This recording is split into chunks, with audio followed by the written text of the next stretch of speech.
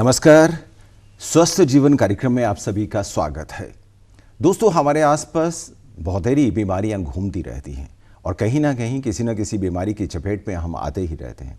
लेकिन कुछ ऐसी बीमारियां हैं जो गंभीरतम मानी जाती हैं और कुछ एक बीमारियों के बारे में कुछ मिथ्स हैं, अवधारणाएं हैं और हम आज तक उससे बाहर नहीं निकल पाए हैं। वो बीमारियां जब हो जाती हैं तो आसपास के लोग ही हमें कहने लगते हैं कि भाई अब तो नहीं बचेगा। क्या सच में ऐसा है?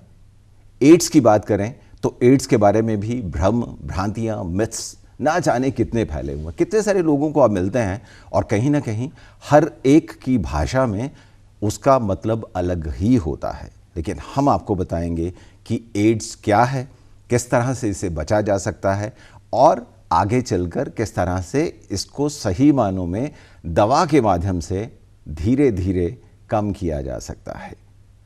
आज वर्ल्ड एड्स डे पर हमारे साथ हैं doctor Amandeep Kang, project director, ads control society Chandigarh. Doctor साहब, कार्यक्रम में आपका स्वागत है। Thank you. डॉक्टर साहब, जब हम वर्ल्ड एड्स डे की बात करते हैं, विश्व एड्स दिवस हर साल मनाया जाता है, तो आम जो जनता है उस तक हम ये बात पहुंचाना चाहते हैं, क्योंकि आम आदमी सोचता है कि यार क्या ज़रूरत है कोई भी दिन मनाने का। तो कहीं ना कहीं कुछ ना कुछ इसके पीछे छुपा होता है कि हम वो दिन मनाते हैं। क्यों कर मनाया जाता है?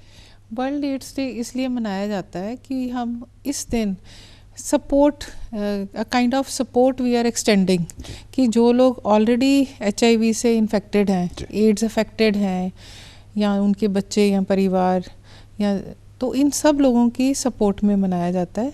एंड प्लस इस दिन हम इस दिन को मना के एक इन्फॉर्मेशन पब्लिक तक पहुंचाने की कोशिश करते हैं। इस बीमारी के साथ जुड़े जो भ्रम हैं, जो मिथ्स हैं, उनको इन्फॉर्मेशन देते हैं कि पब्लिक को ज्ञान हो सके। जी डॉक्टर साहब, जब हम ज्ञान की बात करते हैं तो आजकल तो कितने ही ज्ञानी हमारे आसपास घूमते हैं, लेकिन फिर भी वो ज्ञान की गंगा सही मानों में हम तक नहीं पहुंचती और हम वहीं फंसे रहते हैं, क्योंकि भ्रांतियां, भ्रम हमारे साथ से चलती हैं। तो वर्ल्ड एड्स डे हम मना रहे हैं, तो ऐसे में चंडीगढ़ एड्स कंट्रोल सोसाइटी क्या कर रही है? पहली बात तो I would like to tell you कि जो इस साल का जो हमारा थीम है, जो आपने बताया, अभी बात करी, तो दैट थीम ही यही है कि and inequalities, and pandemics, and AIDS. तो एड्स की बीमारी जब शुरू हुई थी तब हमें लगता था ये बहुत बड़ा प्रकोप है, पर हमारे देश ने इसके ऊपर काफ़ी कंट्रोल पाया है। एंड हिंदुस्तान ने इसके ऊपर बहुत काम किया है। जो ads control society different states में बनी हुई हैं, इतना काम हुआ है कि आज जो प्रेवलेंस है इंडिया में, इंडिया की प्रेवलेंस 0.22% है और चंडीगढ़ की बात करें तो 0.17% है। और वर्ल्ड एड्स डे पे जैसे आज से हमने स्टार्ट किया, तो हमने साइकिल रैली आज निकाली सुबह, जिसमें हम NGO, स्कूल के बच्चे, कॉलेजेस के बच्चे, उन सबको जोड़ा है। हमारे चंडीगढ़ में जितने कॉलेजेस हैं वहाँ रेड रिबन क्लब्स बने हुए हैं, क्योंकि जो यंगर जनरेशन है हमें वो खुलकर बात नहीं करते। हमारी फैमिलीज़ में अभी भी, इंडियन फैमिलीज़ में पेरेंट्स के साथ खुल के बात नहीं करते। एड्स रिलेटेड जो हेल्थ, सेक्स रिलेटेड इश्यूज़ हैं बच्चे, तो रेड रिबन क्लब्स बने हुए हैं। हमारे जो एड्स सोसाइटी के एम्प्लॉयज़ हैं, तो वो सभी कॉलेजेस में जाते हैं, वहाँ हम टॉक्स भी देते हैं और वहाँ पीयर ग्रुप्स भी बनाते हैं, एजुकेट करते हैं। और कई जो रेड रिबन क्लब्स हैं वो खुद भी अपनी आज मार्चेस निकाल रहे हैं, कैंडल लाइट शाम को ऐसे इवेंट्स कर रहे हैं। प्लस हमारे मेंबर्स सोसाइटी के टॉक्स भी दे रहे हैं आज पब्लिक को जागरूक करने के लिए। जी डॉक्टर साहब, हम बात कर रहे थे कि एक ज़माना था तो एड्स के बारे में जो हमारी धारणाएं थी वो बिल्कुल अलग थी, क्योंकि किसी से बात करो एड्स है तो कहते अब तो ये गया। ठीक है, धीरे धीरे वक्त बदला, लाइफ स्पैन बदलने लगा। क्या कारण है? अभी इसके, जब भी कोई बीमारी एकदम से एकदम जैसे नोटिस में आती है, तब उसके बारे में इतने नॉलेज नहीं होती। उसके बाद क्या होता है कि जो साइंटिस्ट हैं, जो फ्रेटर्निटी है, मेडिकल फ्रेटर्निटी, उस बीमारी के ऊपर काम होना शुरू हो जाता है। उसके कारण क्या हैं, कैसे ट्रांसमिशन होती है, उसको दवाइयाँ कौन सी हैं, कैसे उस डिज़ीज़ को कंट्रोल करना है कि हर आदमी अपनी ज़िंदगी अच्छे ढंग से जी सके, इवन दो वो इन्फेक्टेड हो उस बीमारी से। तो अब we have come a long way. When HIV started तब इसके बारे में कुछ भी नहीं पता था हमें, तो इतना नहीं पता था कि लोग मतलब डरते थे कि HIV जो इन्फेक्टेड लोग हैं उनको टच करना या उनके साथ रहना, इससे भी डरते थे। तो एक्चुअली जो HIV ट्रांसमिशन है, I would like to tell how it is transmitted. HIV is transmitted through body fluids, जो अनप्रोटेक्टेड सेक्सुअल इंटरकोर्स है या जो ड्रग यूज़र्स हैं वो सिरिंजेस एक्सचेंज करते हैं, या जिनका रिस्की बिहेवियर रहता है, वी हैव मल्टीपल, जिन लोगों के मल्टीपल सेक्सुअल पार्टनर्स हैं, तो इस तरह का behaviour, majority of the infection is transmitted like this. ऐसा नहीं है कि कोई एड्स से इफेक्टेड है तो उसका जो बाकी परिवार है टच करने से या किसी से हैंडशेक करने से, इस प्रकार से एड्स नहीं फैलती। जी, बिल्कुल सही कहा आपने, और हमारे जो दर्शक सुन रहे हैं उनको भी ये ध्यान रखना चाहिए कि एड्स छूने से, पास बैठने से, पास खाना खाने से नहीं फैलती है। ध्यान रखना है बहुत सारी चीज़ों का, और अगर आप इस तरह से करेंगे तो काफ़ी हद तक आप जिन्हें HIV है उन्हें सपोर्ट करेंगे। भेदभाव ना करें, एंड इनइक्वालिटी, और साथ ही साथ एड्स को एंड करें। किस तरह से कर पाएंगे? भेदभाव किस बात का? आप ही घर परिवार का एक बच्चा है, अगर वो HIV पॉजिटिव हो गया तो क्या आप उससे भेदभाव करेंगे? ये देखना बहुत ही ज़रूरी है। डॉक्टर साहब, अभी भी ये धारणा है कि जैसे HIV हुआ, HIV के बाद हम एड्स पर चलते हैं, लेकिन HIV होने से ही हम इतने घबरा जाते हैं कि बस लगता है कि जीवन यहीं समाप्त हो गया। तो ऐसे जीवन समाप्त तो नहीं होता है। बिल्कुल भी नहीं। अभी ART ट्रीटमेंट इतना रिफाइन हो चुका है, इतना एडवांस हो चुका है, जो एंटी रेट्रोवायरल थेरेपी है, और इन गवर्नमेंट ऑफ इंडिया बिल्कुल फ्री ऑफ कॉस्ट थेरेपी ये प्रोवाइड की जाती है। पहले CD4 काउंट्स और जो सीवियर डिजीज़ के लोग थे उनको मिलती थी, बट अब कॉन्सेप्ट चेंज हो गया है। जैसे ही कोई भी HIV पॉजिटिव होता है, शुरू में तो लोग एसिम्टोमेटिक रहते हैं, पर एसिम्टोमेटिक को भी दवाई खानी है। दीज मेडिसिन आर सेफ, ये फ्री में मिलती है ART सेंटर्स में। चंडीगढ़ की बात करें तो PGI और 32 में, और हम एड्स कंट्रोल सोसाइटी की तरफ से हम लिंकेज करवाने की भी कोशिश करते हैं। तो ट्रीटमेंट डलने से जो वायरीमिया है, जो HIV का वायरस है बॉडी के अंदर, वो ना के बराबर हो जाता है। जो रेगुलर डिसिप्लिन ट्रीटमेंट लेता है ART का, तो वायरीमिया ही कम हो जाता है। तो उसको हम कहते हैं कि undetectable. Undetectable virus in your body means untransmissible. अगर आज हम बात करते हैं कि 2030 में हमने एड्स की दिस इज़ द गोल। ये भी मैं शेयर करना चाहूँगी कि इंडियन गवर्नमेंट की जो हमारी लक्ष्य है वो है कि 2030 तक हमने, जैसे पोलियो ख़त्म करा है, हमने HIV की ट्रांसमिशन को भी ख़त्म करना है। एंड 2024 तक हमने 95%, एक प्रोजेक्शन रहती है कि हमारी सोसाइटी में कितने लोग हैं जिनको एड्स हो सकती है, तो हमारा जो एम है कि 2024 तक हमने 95% ऐसे लोगों को डिटेक्ट कर लेना है। और जो डिटेक्ट हो गए 95%, उनमें से 95% should be on, more than 95% should be on ART, जो एंटी रेट्रोवायरल ड्रग्स हैं उसके ऊपर रहें।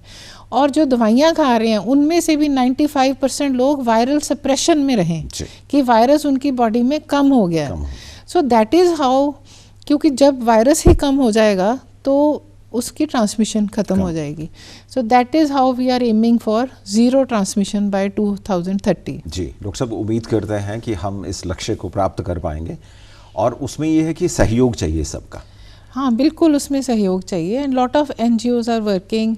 जो हाई रिस्क ग्रुप्स हैं उसमें हम एड्स कंट्रोल सोसाइटीज़ हैं, they are working with NGOs, और काफ़ी टारगेटेड इंटरवेंशंस रहती हैं हमारी, जिसमें जो हाई रिस्क ग्रुप्स रहते हैं उसका हम 6 मंथली HIV टेस्टिंग भी करते हैं, क्वार्टरली उनके मेडिकल चेकअप्स होते हैं। देन वी सपोर्ट देम, जो ID यूज़ हैं, इंजेक्टेबल ड्रग यूज़र्स हैं, उनको ओपियोइड सब्सटीट्यूशन थेरेपी से सपोर्ट किया जाता है, ओरल, ताकि वो इंजेक्टेबल ड्रग्स ना लें, ओरल सब्सटीट्यूशन थेरेपी पे जाएं।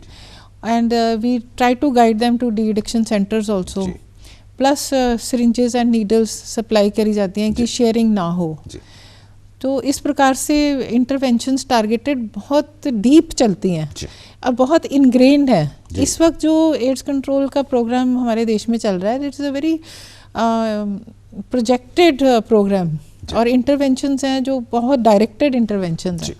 आपने इंटरवेंशन की बात की, तो उसके पहले ग्रुप्स की बात होती है, तो ग्रुप्स को डिवाइड कैसे किया जाता है कि ये हाई रिस्क है, उससे कम है, फिर उसके कम है? हाँ, HRG ग्रुप्स रहते हैं, जैसे कि फीमेल सेक्स वर्कर्स के ग्रुप्स हैं, और man having sex with man हैं, इंजेक्टेबल ड्रग यूजर्स हैं, ट्रांसजेंडर्स ग्रुप्स हैं, then migrant population, truck drivers हैं, उसको हम ब्रिज पॉपुलेशन मानते हैं, क्योंकि जो वो HRG ग्रुप्स हैं उनके साथ उनका थोड़ा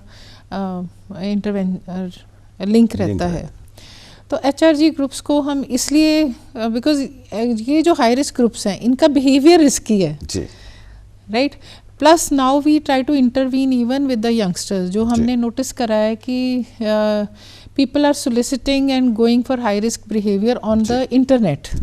इंटरनेट पे ड्रग सोलिसिटिंग, इंटरनेट पे partner soliciting, that is there. तो वहाँ भी नेट रीच करके हमारी इंटरवेंशन शुरू हो गई है कि नेट रीच से हम देखते हैं कि कौन से लोग रिस्की बिहेवियर में जा रहे हैं, उनको हम कॉन्फिडेंशियलिटी मेंटेन करते हुए we try to guide them to the ICTC centres, ताकि वो जो बंदा रिस्की बिहेवियर में इंडल्ज कर रहा है एटलीस्ट वो साल में 2 बार अपना टेस्ट तो करवाए, because then they need to know their status. और साथ साथ फिर उनकी काउंसलिंग चलती है कि how they are not to transmit this disease to others. उनके खुद के राइट्स क्या हैं, जो उनके पार्टनर्स हैं उनके राइट्स क्या हैं, how to prevent unprotected sexual intercourse, which is the main majority जो इन्फेक्शंस हैं आज भी अनप्रोटेक्टेड फिजिकल रिलेशन से हो रही हैं, और सेकेंड नंबर पे अपनी ड्रग सिरिंजेस यूज़ से हो रही हैं। तो इन सब चीज़ों पे जो HRG ग्रुप्स हैं उनके मेंबर्स को काउंसल किया जाता है कि वो खुद भी सेफ रहें एंड जो उनके दायरे में लोग आते हैं वो भी सेफ रहें। जी, तो इसके लिए क्या क्या किया जाता है, किस तरह के प्रोग्राम चलाए जा रहे हैं? तो इन लोगों के साथ हमारे इंटरवेंशन जो NGOs हैं उनको हम साथ लेके इनको we direct them through the ICTC centres, जो इनकी टेस्टिंग चलती रहती है प्लस काउंसलिंग चलती रहती है। अगर इनमें हमारा पीयर ग्रुप्स भी बनाए हुए हैं, जो हाई रिस्क ग्रुप्स हैं इनमें पीयर्स भी रहते हैं, तो वो जो पीयर्स हैं वो कम्युनिटी में एक्टिव रहते हैं and they direct somebody becomes positive, तो उसको सबसे पहले तो उसको सपोर्ट करना मेंटली एंड फॉर थेरेपी उसको सपोर्ट करना, क्योंकि therapy is very effective now and it is free of cost और उसकी कोई साइड इफ़ेक्ट्स नहीं है। तो थेरेपी के साथ लिंकेज करनी, तो ये सब कुछ एक्टिविटी चलती है। जब सेफ सेक्स की बात आती है तो अभी भी कहीं ना कहीं हम शून्य की तरफ हैं, ध्यान नहीं देते, तो ऐसे में किस तरह से गाइड किया जाता है उनको? कोई भी डिजीज़ है, चाहे हम HIV की बात करते हैं, तो किसी भी बीमारी से जो इन्फेक्टिव डिजीज़ेस होती हैं उनकी समझना कि कैसे हम अपने आप को प्रोटेक्ट कर सकते हैं। तो वी नीड टू अंडरस्टैंड कि ये ट्रांसमिट कैसे होती है। जब उसकी ट्रांसमिशन समझ आ जाती है तो हमारा बिहेवियर कैसा होना चाहिए उस ट्रांसमिशन को रोकने के लिए। तो इसके एड्स के बारे में तो जैसे मैंने बताया कि रिस्की बिहेवियर जो है, if you have multiple sexual partners या लोग अनप्रोटेक्टेड सेक्सुअल इंटरकोर्स में इंडल्ज करते हैं, तो ये जो हैबिट्स हैं ये आपको you are susceptible to getting AIDS. तो इसके लिए कॉन्डम्स यूज़ करने, अपने पार्टनर के राइट्स को, अपना भी राइट एग्जर्ट करना है ना, that I need to use a condom. तो ये जो इंसिस्ट करना कि ये मेरा राइट है, इवन इन अ मैरिज और इन एनी फ्रेंडशिप और एनी क्लोज रिलेशनशिप्स, तो you need to exert your right. और ज़रूरत यही है कि हम समझें कि हमारा राइट क्या है और हमारे पार्टनर का राइट क्या है और किस तरह से हम अपने आप को बचा सकते हैं, दूसरों को बचा सकते हैं। और डॉक्टर साहब, जब हम हाई रिस्क से नीचे उतरते हैं, एक तो हो गया कि जो सेक्स वर्कर्स हैं उनको समझा दिया, उनको बता दिया, उनको डिस्ट्रीब्यूशन ऑफ कॉन्डोम्स कर दिया, सब कुछ हो गया। काफ़ी सपोर्ट रहता है हमारा। तो premium condoms also through society and through that are also provided to this people.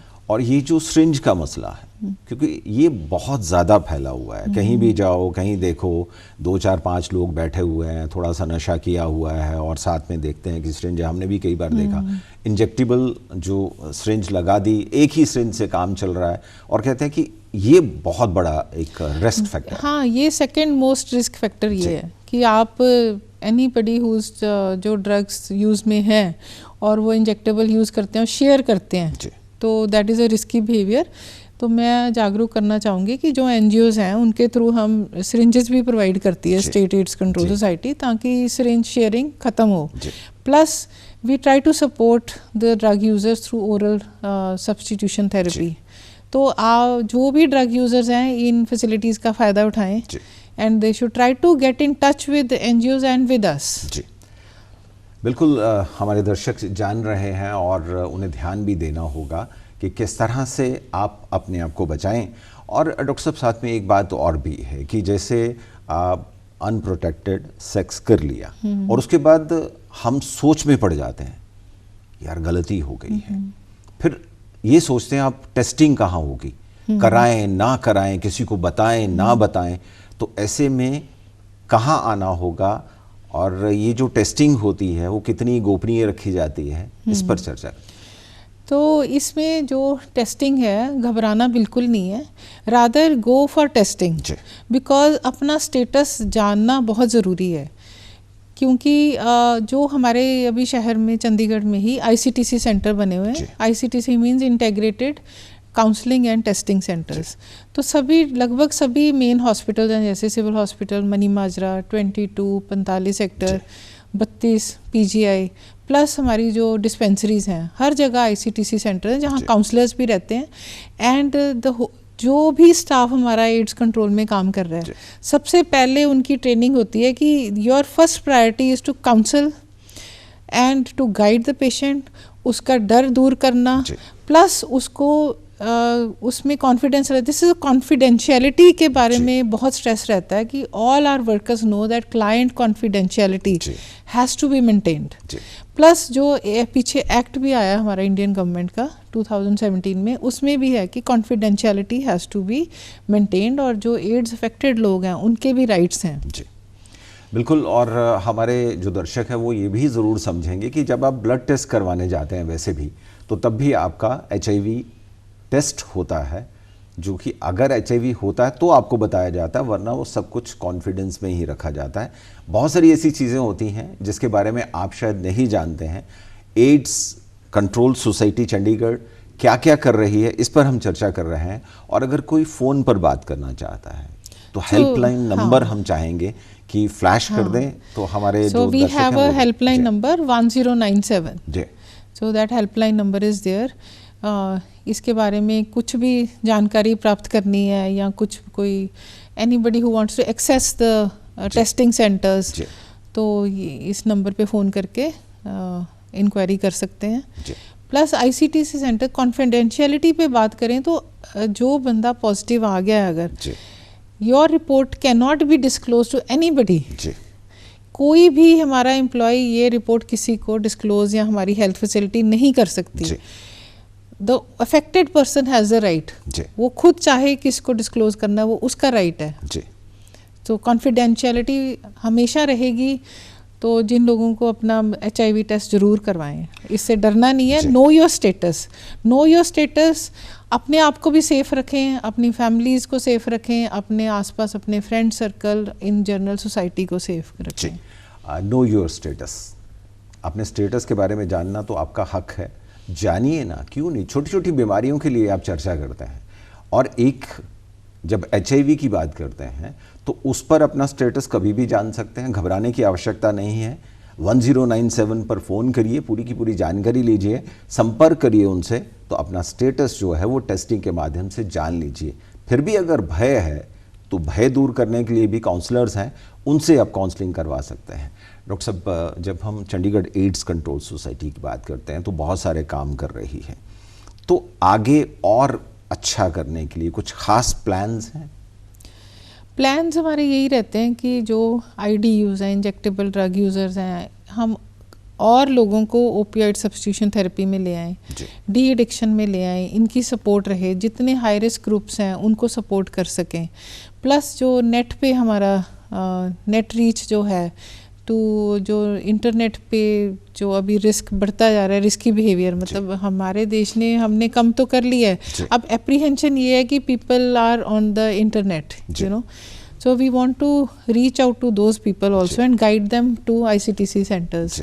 तो ये हमारा चलता रहता है. इवन जो कोविड के दौरान भी हमने काफ़ी सपोर्ट करा है. जो पीपल लिविंग विद HIV हैं उनको ART उन तक पहुंचानी, कोरियर के थ्रू भी पहुंची है, उनको फैसिलिटेट करा है कि 3-3 महीने की इकट्ठी दवाई मिल जाए ताकि वो दवाई पे अपना मेंटेनेंस पे रहें. जी डॉक्टर साहब, जनरली कई बार ऐसा होता है कि हम सिम्टम्स को पकड़ नहीं पाते और जब पता चलता है तो वो घबराहट, वो स्ट्रेस जो होती है वो बिल्कुल हमें मार देती है.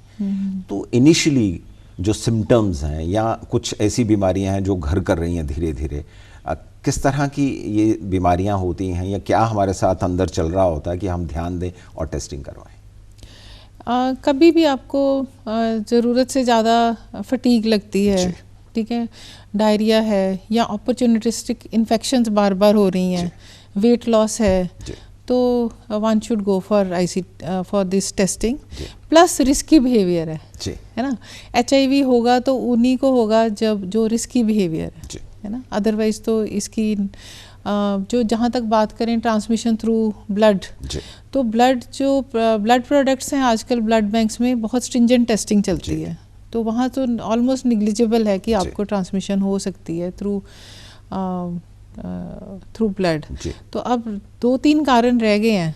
तो main is risky behaviour. Anybody who knows, हमें अपना बिहेवियर जानकारी रहती है, तो अपने आप से मतलब दूर नहीं भागना.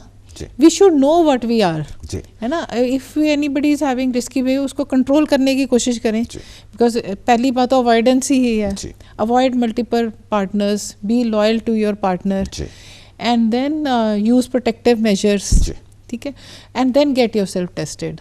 बिल्कुल डॉक्टर साहब, जब हम टेस्टिंग की बात करते हैं वहीं आके रुक जाता है. आम आदमी घबराता है, डरता है. नहीं, बिल्कुल नहीं घबराना. तो घबराना नहीं है, यही हम बात कर रहे हैं. बिल्कुल भी नहीं घबराना, क्योंकि प्रिवेंशन रादर हमें मतलब should be, it's open society. यही तो भ्रम है, मिथ है ना, जिनको हम खंडन करना चाहते हैं. We should support people. Doctor साहब, साथ में जब HIV होता है, आप HIV पॉजिटिव हो गए, दुनिया तो नहीं खत्म हो जाती. एड्स तक पहुंचते पहुंचते अभी people, I would like to share, people live a very productive life. सिर्फ अपने डॉक्टर के साथ, ART सेंटर के साथ जुड़े रहना है, वहाँ भी कॉन्फिडेंशियलिटी इज मेंटेन्ड. तो जो भी, जैसे मैंने बिगनिंग ऑफ टॉक में भी करा है कि anybody who becomes HIV positive, even if you are asymptomatic, जो आजकल मेडिकल हमारी थॉट है उसमें बताया जाता है कि आपको ART लेना है, आपको थेरेपी लेनी है. आप में वायरीमिया ही खत्म हो गया. वायरीमिया खत्म हो गया तो वो जो आपकी बॉडी को अफेक्ट कर रहा है वायरस, तो वो खत्म हो जाते हैं उसकी. डॉक्टर साहब, हमारे दर्शकों को ये भी बताइए कि ART लेने से जो लाइफ स्पैन है वो बढ़ रहा है, और हमारे बीच में ऐसे कई लोग हैं जो HIV पॉजिटिव होने के साथ साथ अपना जीवन जी रहे हैं. बिल्कुल, ART आप ले रहे हो, यू आर एसिम्प्टोमेटिक, है ना, and you live a very productive life. जो काम आप कर रहे हो, आप अपनी ज़िंदगी जी रहे हो. जी डॉक्टर साहब, इसके अलावा जब हम HIV पॉजिटिव हो जाते हैं तो हमारे पास बड़े सारे लोग आ जाते हैं, मिलते हैं, वो ज्ञान बांटते हैं. जैसे हम कह रहे थे कि ज्ञानियों की कमी नहीं है, फिर ये आता है कि टोटके अपना लो, कुछ ये कर लो, कुछ वो कर लो. इस पर थोड़ी अगर रोशनी डालेंगे तो अच्छा रहेगा. बिल्कुल, ये बहुत ज़रूरी है जानना कि when we are infected with a disease, उसके लिए एंटी रेट्रोवायरल थेरेपी बन चुकी है ना, प्रूवन थेरेपी बन चुकी है. और यहाँ तक है कि जो हमारी गवर्नमेंट है, जैसे ही बेटर ड्रग्स आती हैं उनको सिस्टम में लाती हैं. ऐसा नहीं है, जैसे जैसे इम्प्रूवमेंट आती है better drugs are introduced in the system. तो जब इतना हमें सपोर्ट मिल रही है तो वी शुड उस चीज़ को अवेल करना चाहिए, है ना. तो थेरेपी को, एंटी रेट्रो ART जो मेडिसिन हैं उनको लगातार खाइए, डिसिप्लिन्ड खाइए और थेरेपी के साथ जुड़े रहिए. एंड अननेसेसरी, जैसे ठीक है न्यूट्रिशियस डाइट लेना, एक्सरसाइज करना, वो तो प्रमोट हमारी इम्यूनिटी बढ़ती है ना. बट अदर देन दैट, अगर हम सोचें कि जैसे आपने टोटके की बात करी, तो जो अनप्रूवन चीज़ें होती हैं ना, उस पे फेथ रखना गलत है. प्रूवन चीज़ों पे फेथ रखना, और उससे हमारी लॉन्गेविटी बढ़ती है, हमारी लाइफ बढ़ती है, हमारी लाइफ की प्रोडक्टिविटी बढ़ती है, और that is how we should live. बिल्कुल, दर्शक ये समझेंगे बात आपकी, क्योंकि ये बहुत ही ज़रूरी है कि अगर आपको HIV हो गया है, HIV पॉजिटिव है आप, तो ऐसे में लगातार आप दवा लेते रहते हैं। ART सेंटर जाएं, वहाँ दवा लें और लगातार फॉलो करें क्या क्या प्रिकॉशंस आपको लेनी है, डॉक्टर्स क्या कहते हैं, अगर उस पर ध्यान रखेंगे तो लाइफ स्पैन, लॉन्गेविटी आपने कहा कि वो बढ़ेगी। और इसीलिए हम अपने आसपास लोगों को देखते हैं जिन्हें HIV पॉजिटिव है बट वो जी रहे हैं लाइफ और इतनी अच्छी जी रहे हैं और अपने आसपास के लोगों को समझा रहे हैं। हाँ, and they are keeping their environment and safe also. जो उन लोग हैं आसपास वो भी सेफ हैं, वो खुद भी सेफ हैं, उनका लाइफ स्पैन बढ़ रहा है। एंड जो एसिम्प्टोमेटिक लोग हैं उनको भी ART खानी है। अभी तो एंटी रेट्रोवायरल थेरेपी इसलिए लेनी है कि आप में वायरल लोड कम हो रहा है, निग्लिजिबल, अनडिटेक्टेबल हो जाता है। डॉक्टर साहब, कुछ लोग ऐसे भी हैं जो कहते हैं कि हमें खांसी आना शुरू हुई और धीरे धीरे लगा कि थोड़ी और खांसी बढ़ रही है, फिर लंग्स की तरफ कुछ चला गया, इन्फेक्शन हो गई, और बाद में जब टेस्टिंग हुई तो पता लगा कि ये तो एड्स भी है, HIV पॉजिटिव हैं। तो कुछ इस तरह के भी सिम्पटम्स तो वही ना, इसीलिए हम कहते हैं कि जैसे हम रेगुलर चेकअप करवाते हैं, मेडिकल चेकअप या ब्लड टेस्ट भी आजकल तो लोग करवाते हैं, तो HIV टेस्टिंग उसका पार्ट होना चाहिए। जैसे हम अपना हार्ट का स्टेटस जानने के lipidogram, liver function test, renal function test, haemoglobin, ये सारा एक करवाते हैं टेस्ट, तो उसमें हमें HIV का टेस्ट भी ज़रूर करवाना चाहिए, क्योंकि जितना अर्ली डिटेक्ट होता है, जितना अर्ली दवाई शुरू हो जाती है, तो ये जो आप बात कर रहे हो, जो आज जो हम नोटिस करें कि HIV से डेथ सिर्फ उन लोगों की होती है जो लेट डिटेक्शन, जो सीरियस किसी अपॉर्चुनिटिस्टिक इन्फेक्शन की वजह से हॉस्पिटल में गए, क्योंकि fungal infection, dangerous fungal infection also वो अपॉर्चुनिटिस्टिक, क्योंकि HIV मीन्स की ह्यूमन इम्यून डेफिशिएंसी वायरस, तो ये जो वायरस है आपकी इम्यून सिस्टम पे अटैक करता है और इम्यूनिटी को कम करता है। अगर आप डिटेक्ट नहीं होते, आप ART की दवाइयाँ नहीं लेते, तो आपका इम्यून सिस्टम ख़त्म होता जाता है एंड अपॉर्चुनिटिस्टिक इन्फेक्शंस आपको अफेक्ट करती हैं। जैसे आपने बोला कि खांसी हो रही है, probably fungal infection in the lungs चली गई है। तो लेट जो पेशेंट्स डिटेक्ट होते हैं, HIV की मोर्टेलिटी सिर्फ उन लोगों में है जो बहुत लेट सिवियर कंडीशन में हॉस्पिटल में आते हैं। डॉक्टर साहब, उम्मीद करते हैं कि अब जब भी हम टेस्ट करवाएंगे तो ये ध्यान रखेंगे कि HIV का टेस्ट भी ज़रूर कराया जाए। हाँ, बिल्कुल, है ना, क्योंकि पैकेज मिलता है, एक अगर छोटा सा टेस्ट साल में एक बार करवा लें तो कितना अच्छा रहेगा। डॉक्टर साहब, चलते चलते क्या कहना चाहेंगे हमारे दर्शकों को, क्योंकि वर्ल्ड एड्स डे हम मना रहे हैं और हम चर्चा कर रहे हैं HIV पर, और HIV पॉजिटिव लोग भी हैं और कुछ ऐसे लोग भी हैं जो रिस्क फैक्टर के आसपास घूमते हैं, रिस्क बिहेवियर है उनका, ताकि वो सेफ रहें, सोसाइटी सेफ रहे। हाँ, तो हमें जैसे पहले भी हमने बात करी है, avoidance is the best thing, but anyway अगर first priority should be to avoid risky behavior. Families should be openly talking with their children and youngsters. जो इसके बारे में बातचीत है, even in school, colleges, society in general, हमें बात करनी चाहिए और रिस्की बिहेवियर अवॉइड करना चाहिए। जो लोग रिस्की बिहेवियर में हैं उनको फिर प्रिकॉशंस पूरे लेने चाहिए। 100% they should be following precautions, क्योंकि उनकी जिम्मेवारी है, जो उनके पार्टनर्स हैं उनके प्रति उनकी जिम्मेवारी है। दोस्तों, जान गए ना आप कि आपको क्या करना है। अवेयर खुद भी रहना है, दूसरों को कराना है, फैमिली में भी बच्चों के संग भी बात होनी चाहिए और सोसाइटी में भी बात होनी चाहिए। हम जाने तो सही कि आखिर HIV पॉजिटिव होता कौन है और उसके लिए क्या दवा दी जाती है, किस तरह से वो सोसाइटी में रह सकता है भेदभाव के बिना, और साथ में ही हम इकट्ठे मिलकर किस तरह से एड्स को एक तरह से अंगूठा दिखा सकते हैं।